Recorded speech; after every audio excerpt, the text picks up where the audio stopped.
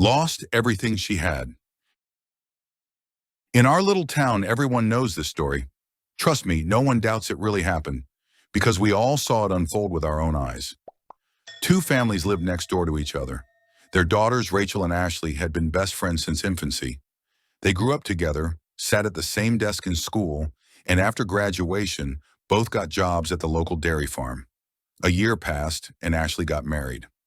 Soon, she and her husband welcomed a baby girl. One day, Rachel told her, "I'd never settle for some poor guy. Look at you. You married for love. And what do you have now? Stuck at home with a baby, not a penny to your name. I want to live big. First, make real money, buy a nice house, a brand new car. Unlike you, I have goals, and I won't trade them for love wrapped in poverty." Ashley didn't argue. Everyone has the right to their own choices. She was happy as she was, a loving husband by her side, a little daughter growing up. What more could she ask for? The years went by, but who could have known that when the great financial crisis hit, their world would crumble into dust? The dairy farms shut down, and people were left without jobs. Everyone did what they could to survive. Many packed up and left for the city, hoping to find at least some kind of work there. Rachel quickly realized, if you don't learn how to stay afloat, you'll drown. She grabbed every opportunity that came her way, without always stopping to think whether it was right. "It's not like I'm stealing," Rachel would say in her defense.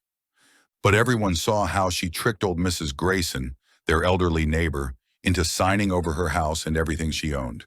Then she did the same to another lonely widow, Mrs. Collins. Meanwhile, Ashley was losing everything. After her husband lost his job, he started drinking. Not long after, tragedy struck. He died in a car accident.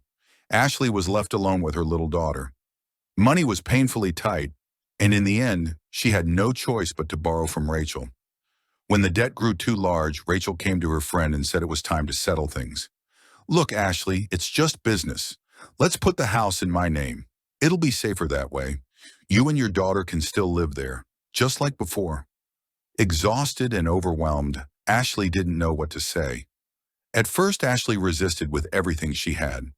"Just give me some time," she pleaded. "My daughter will be graduating from college soon.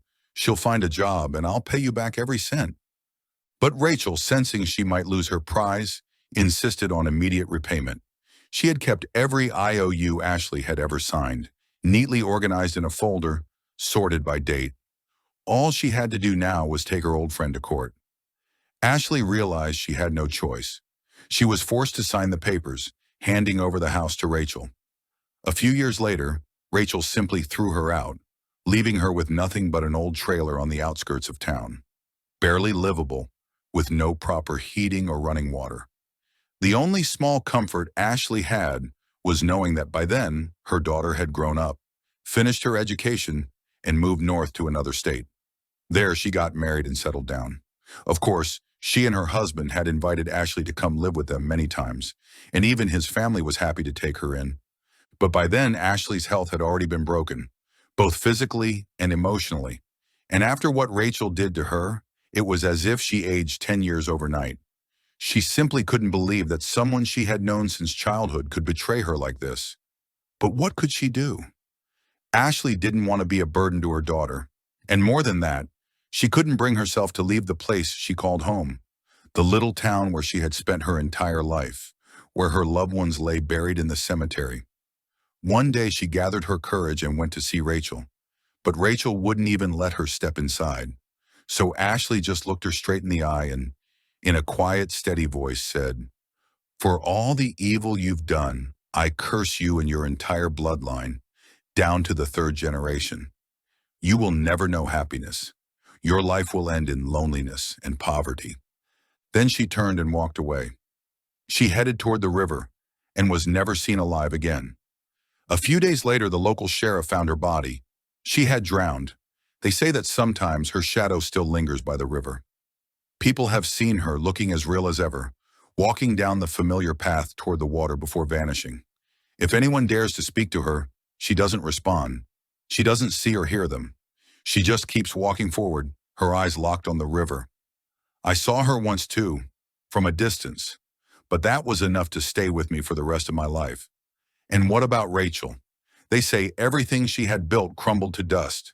Within a year, she was left with nothing. No money, no home. She barely scraped by. She never married despite spending her whole life dreaming of finding a worthy man. She had a son, but he grew up wild, respecting no one, not even his own mother. I once overheard Rachel complaining to the neighbors. She swore that Ashley came to her at night, standing there scowling, shaking her fist. And in Rachel's head, a voice would whisper, "Oh, Rachel, you will weep before this is over." And weep she did. Her son never amounted to anything. He spent time in prison for theft, then later died in some big city, alone, abandoned by everyone. Rachel's only family left was her granddaughter, but even she wanted nothing to do with her grandmother. They say she didn't even come to the funeral. Maybe Ashley's curse was real after all. She did say it would last for 3 generations.